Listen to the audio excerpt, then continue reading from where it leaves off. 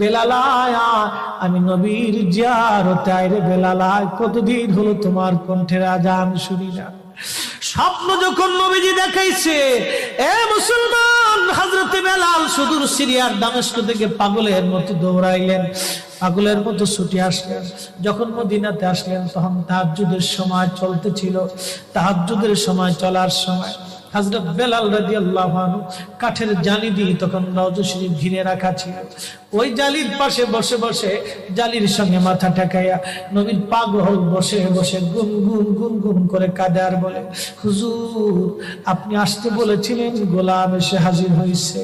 নবী গো, আজান দিতে বলেছেন, আমি আজান দিলে আপনি আগে নামাজ আসতেন, এখন আজান দিলে কি নবী আপনি নামাজে আসবেন?